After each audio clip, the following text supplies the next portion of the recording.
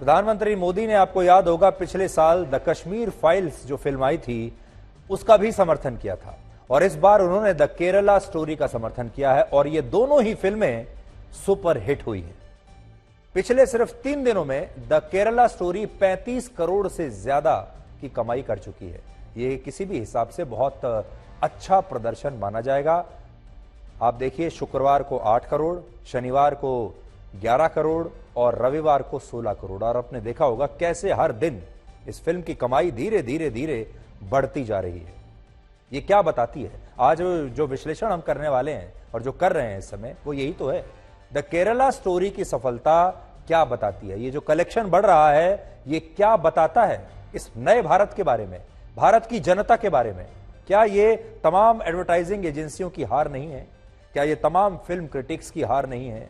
क्या ये तमाम ऐसे लोगों की हार नहीं है जो इस फिल्म को रोकना चाहते थे? अब हम आपको बताते हैं कि इस फिल्म के सुपरहिट होने का क्या मतलब है, देश के लिए, आपके लिए इससे क्या सीख इसमें छुपी हुई है और आपको किन मुद्दों पर ध्यान देना है। फिल्में तो आती रहती हैं, जाती रहती हैं, लेकिन बहुत कम फिल्में ऐसी होती हैं जो एक संदेश लेकर आती हैं और उन फिल्मों का पिट जाना या हिट हो जाना अपने आप में एक बहुत बड़ी टिप्पणी होता है। इसलिए इस फिल्म को आप ये मत समझिए कि एक फिल्म आई और वो सुपरहिट हो गई। फिल्में तो और भी बहुत कई बार चलती हैं फिल्में, लेकिन इस फिल्म का सुपरहिट होना कुछ एक खास कहानी आपको बताता है। अब आप एक एक करके ये विश्लेषण सुनिए। इस फिल्म की कहानी भी कश्मीर फाइल्स के जैसी है और कश्मीर फाइल्स के बाद ये दूसरी ऐसी फिल्म है जिसमें खास विचारधारा के लोगों द्वारा किए गए अत्याचारों को दिखाया गया है, जिसमें एक ऐसी कहानी है जो दशकों तक दबा कर रखी गई, जिसके बारे में बोलने की हिम्मत किसी की थी नहीं, जिसके बारे में लोग जानते तो सब थे लेकिन कहने की हिम्मत किसी की नहीं थी। ये वो दबी हुई कहानी है और कश्मीर फाइल्स भी हिट हुई और ये फिल्म भी हिट हुई। द कश्मीर फाइल्स में कश्मीरी पंडितों पर हुए अत्याचार की कहानी थी और इस फिल्म में केरल में हिंदू लड़कियों का धर्म परिवर्तन कराने के बाद उन्हें आईएसआईएस में शामिल करने की कहानी है। दोनों में समानताएं देखिए। रिलीज के समय कश्मीर फाइल्स का भी देश के खास वर्ग और विपक्षी नेताओं ने कड़ा विरोध किया और इस फिल्म को भी जबरदस्त विरोध का सामना करना पड़ा, जैसे कश्मीर फाइल्स के साथ हुआ था। और पश्चिम बंगाल में तो इस पर बैन ही लग गया है और इन दोनों ही फिल्मों के खिलाफ अदालतों में न जाने कितनी याचिकाएं लगाई गई, लेकिन फिर भी ये फिल्में रुकी नहीं। इसके अलावा दोनों फिल्मों की कहानी, उनकी सत्यता, आंकड़ों और रिसर्च पर सवाल उठाए गए। कहा गया कि कहानी ही झूठी है, आंकड़े गलत है। कहा गया इन फिल्मों में जो कुछ दिखाया गया है हकीकत में ऐसा कभी हुआ ही नहीं, ना तो आंकड़े सही हैं, ना फिल्म सही है, ना कहानी सही है। और इन दोनों ही फिल्मों को एक प्रोपेगेंडा फिल्म बता दिया गया कि ये तो फिल्म ही नहीं है, ये तो एक प्रोपेगेंडा है, ये तो एक सरकारी प्रोपेगेंडा है। और दोनों फिल्मों को देश के बड़े बड़े फिल्म क्रिटिक्स ने, जो फिल्म आलोचक होते हैं, जो बताते हैं आपको कि कौन सी फिल्म अच्छी है कौन सी खराब, ऐसे फिल्म क्रिटिक्स ने बहुत बुरी फिल्म करार दिया। किसी ने इन्हें 5 में से आधा स्टार दिया तो किसी ने इन्हें 0 रेटिंग दी। आज उन सारे फिल्म क्रिटिक्स ने अपनी विश्वसनीयता हमेशा के लिए खो दी है। दोनों ही फिल्मों में कोई बड़ी स्टार कास्ट नहीं है, कोई बड़ा नाम नहीं है, ना ही कोई बहुत बड़ा बजट है, लेकिन इन फिल्मों की कहानी ऐसी है कि जैसे वर्षों से लोग इनके बारे में जानते तो थे, इन कहानियों के बारे में, इस सच्चाई के बारे में, लेकिन यह सच्चाई दबी हुई थी, किसी के भी साफ तौर पर खुलकर कहने की हिम्मत नहीं होती थी। और ये दोनों ही फिल्में ऐसे लोगों की आवाज बन गई। यानी ये जो फिल्में हैं, ये एक समाज का आउटलेट बनी है। समाज जो बात करना चाहता था, समाज जो देखना चाहता था, जो आपस में डिस्कस करना चाहता था, ये समाज का एक आउटलेट बनी, एक जरिया बनी, जिससे समाज के अंदर जो कुंठा थी, लोगों के अंदर जो गुस्सा था, जो वो बात करना चाहते थे, वो बाहर निकला। दोनों ही फिल्मों के पास अपने प्रमोशन का, अपने प्रचार प्रसार का कोई बजट नहीं था, लेकिन इसके बावजूद वर्ड ऑफ माउथ की वजह से ये फिल्में सुपरहिट हुई। वर्ड ऑफ माउथ क्या होता है? आप देखिए, जो बड़े बड़े बजट की फिल्में आती हैं, वो उससे पहले ही कई महीने पहले अपना प्रचार प्रसार शुरू कर देती हैं। उनमें बड़े बड़े स्टार्स होते हैं, बड़े बड़े प्रोड्यूसर्स होते हैं और वो करोड़ों रुपए अपने प्रचार में खर्च करते हैं। अखबारों में विज्ञापन डालते हैं, आप टीवी चैनल्स पर विज्ञापन देखते हैं उनके, और एक बहुत हाइप उनकी बनाई जाती है। लेकिन इन फिल्मों के पास ऐसा कुछ नहीं था। द केरल स्टोरी के पास ऐसा कोई प्रचार तंत्र नहीं था, ना ही पीछे कोई बहुत बड़ा प्रोडक्शन हाउस था जो पैसा लगाकर फिल्म को प्रमोट करता। तो फिर क्या जरिया था? सिर्फ जनता ही ये कर सकती थी। और जनता ने, वर्ड ऑफ माउथ होता है, यानी जो जनता एक दूसरे से बात करती है, जो आम लोग एक दूसरे से बात करके बताते हैं कि ये चीज अच्छी है, ये खराब है, ये फिल्म बड़ी अच्छी है, इसे जरूर देखना चाहिए, उसे वर्ड ऑफ माउथ कहते हैं। और इस फिल्म की सफलता के पीछे यही प्रचार तंत्र है, वर्ड ऑफ माउथ। यानी एक आम आदमी ने दूसरे आम आदमी को कहा फिल्म अच्छी है, देखनी चाहिए। एक और दिलचस्प समानता यह है कि इन दोनों ही फिल्मों को प्रधानमंत्री मोदी ने अपने अपने भाषणों में जगह दी और इनका समर्थन किया, जिसकी वजह से इनका जबरदस्त प्रचार हो गया। क्योंकि प्रधानमंत्री मोदी अगर किसी की तारीफ कर दें, किसी चीज का समर्थन कर दें, तो वो जो प्रोडक्ट होता है या वो फिल्म होती है, वो करोड़ों लोगों तक ऐसे ही पहुंच जाती है।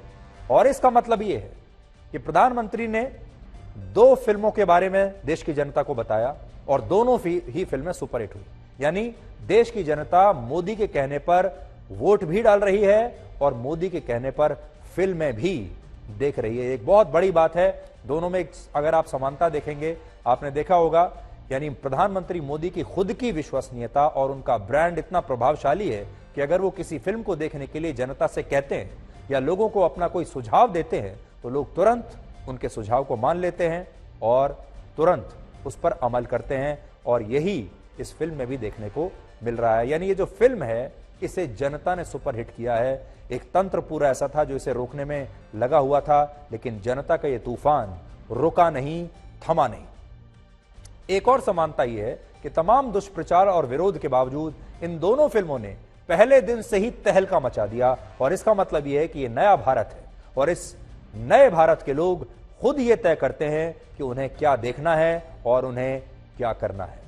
द केरला स्टोरी का सुपरहिट होना नकली धर्मनिरपेक्षता की बहुत बड़ी हार है।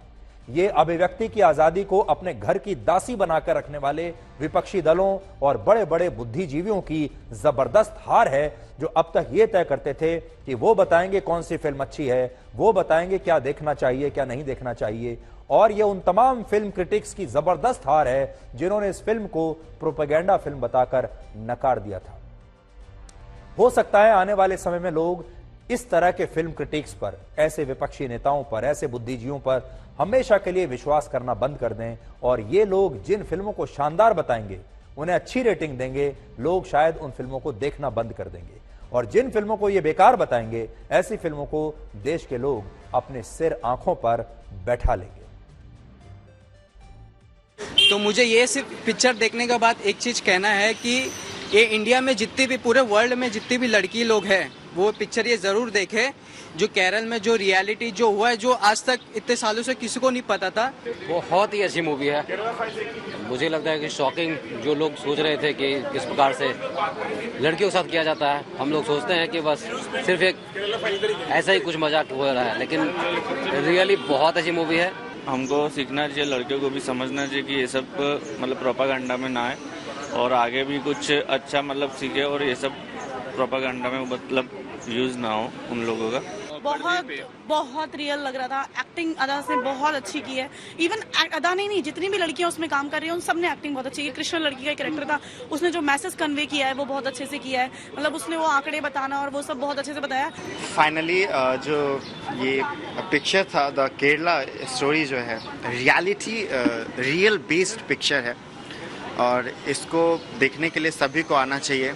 और एक एजेंडा तो नहीं कह सकते कि इस्लाम को बदनाम करने की कोशिश या ऐसा कुछ, बट अगर रियलिटी में अगर केरला में ऐसा कुछ हो रहा है तो केरला गवर्नमेंट को खैर 10 साल में अगर 32,000 पीपल्स को अगर कन्वर्ट किया गया है तो ये कम बड़ी बात नहीं है, बहुत बड़ी बात है। तो ये देश के आम लोग हैं, इन्होंने फिल्म देखी और आपने इनकी राय सुनी। इन्हें पैसा देकर यहां पर नहीं लाया गया है, ये किसी प्रचार तंत्र का हिस्सा नहीं है। ये देश की वो जनता है जिसने अपनी जेब से पैसा खर्च करके थिएटर्स में जाकर ये फिल्म देखी है। दूसरी बड़ी बात जो सारे लोग इस देश में इस समय पूछ रहे हैं, ये फिल्म आतंकवादियों के खिलाफ है। ये फिल्म आतंकवादियों के उस बिजनेस मॉडल पर आधारित है जिसके तहत ये आतंकवादी एक मॉड्यूल बनाते हैं, केरल की लड़कियों को उनका धर्म परिवर्तन करते हैं, धर्म परिवर्तन करके उसे ISIS जैसे आतंकवादी संगठनों में शामिल कर लेते हैं और वहां उनका इस्तेमाल करते हैं। इसमें धर्म कहां से आ गया? ये तो आतंकवादियों पर आधारित है। और हमने हमेशा यह सुना है कि आतंकवाद का कोई धर्म नहीं होता, आतंक का धर्म नहीं होता।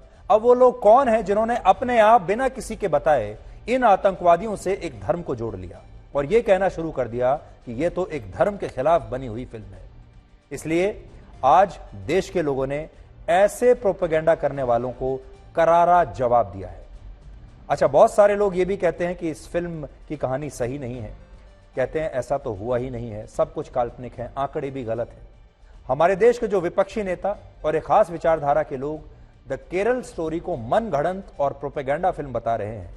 आज हम उन लोगों का परिचय केरल की एक लड़की से करवाना चाहते हैं जिसका नाम है डॉक्टर अनाघा जयगोपाल, जिसने पहले इस्लाम धर्म को कबूल किया था, लेकिन अब इस लड़की का कहना है कि ये एक ट्रैप था जिससे अब वो बाहर निकल चुकी है और हिंदू धर्म में उसकी वापसी हो गई है। केरल में ये होता है या नहीं होता है, आज हम आपको उसकी रियल लाइफ केस स्टडी बताते हैं। For I have studied Islam for about 5 years, 5 to 6 years, and at the 6th year I decided to convert. I want to be known as a Muslim woman in front of the world, so that I must legally convert, no? And I called them, but they told just like that. So I resigned from my job and went to home. And there also I lived just as a Muslim woman by doing namaz, by wearing hijab and wearing full sleeve clothes and like that only. Media में हम लोग अक्सर आपको बहुत सारे surveys दिखाते रहते हैं, ओपिनियन पोल्स दिखाते हैं। इन सब के पीछे हमारा मकसद ये जानने का होता है कि हमारे देश में लोगों की सोच क्या है, क्या हमारा समाज बदल रहा है, क्या हमारे समाज की विचारधारा बदल रही है, हमारे समाज में क्या लोकप्रिय है और हमारे समाज में अब लोगों ने किसे अपनी नजरों से उतार दिया है। ये हम भी आपको बताते रहते हैं। जब कोई बहुत बड़ा नया प्रोडक्ट मार्केट में आने वाला होता है तो बड़ी बड़ी कंपनियां बाजार में जाकर सर्वे कराती हैं कि लोगों की हैबिट्स क्या हैं, आदतें क्या हैं, लोगों को क्या अच्छा लगता है, क्या खराब लगता है, लोग कौन सी चॉकलेट खाना पसंद करते हैं, कैसे कपड़े पहनना पसंद करते हैं, कैसे जूते पहनना पसंद करते हैं, कौन सा शैम्पू उन्हें अच्छा लगता है, कौन सा कोल्ड ड्रिंक उन्हें अच्छा लगता है। ये सब सर्वे होते हैं और फिर इन सर्वेज के आधार पर ये जो बड़ी बड़ी कंपनियां हैं ये अपना प्रोडक्ट उतारती हैं बाजार में, उसमें बदलाव भी करती हैं।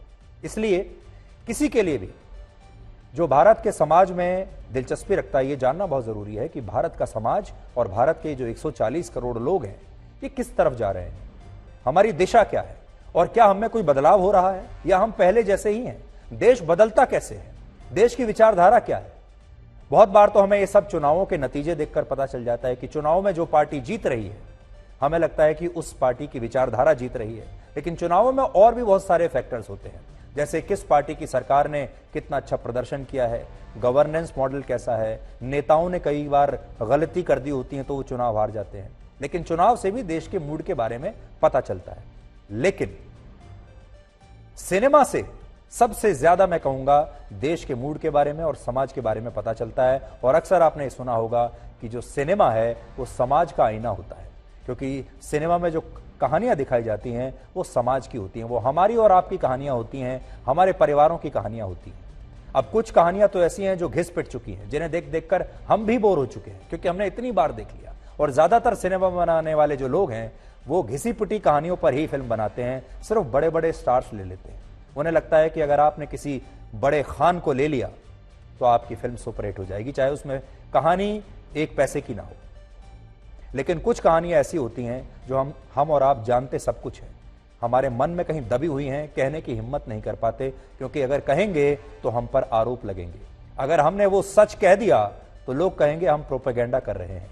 अगर हमने गलती से सच कह दिया तो लोग हमारी विचारधारा पर सवाल उठाने लगेंगे। दफ्तरों में हमारा बहिष्कार होना शुरू हो जाएगा और हम बाहर जब जाएंगे पुरस्कार मिलने बंद हो जाएंगे। ये जो फिल्म है, इस फिल्म का हिट होना आपको यह बताता है कि भारत बदल रहा है, भारत का समाज बदल रहा है। भारत का समाज अब सिर्फ विज्ञापन देखकर फिल्म देखने नहीं जाता, विज्ञापन देखकर बाजारों से प्रोडक्ट खरीदने के लिए नहीं जाता। सबसे बड़ी बात यह है कि भारत के समाज की विचारधारा अब बदल रही है और ये जो फिल्म हिट हुई है इसे भारत की जनता की सबसे बड़ी जीत मानना चाहिए। बहुत सारे लोग कह रहे हैं, आपने भी देखा होगा, तरह तरह की बातें प्लांट होती रहती हैं, लेकिन यह बहुत अच्छा टेस्ट है। यह हमारे समाज की एक अग्नि परीक्षा है, जिससे आपको आज यह पता चला होगा कि समाज की सोच क्या है।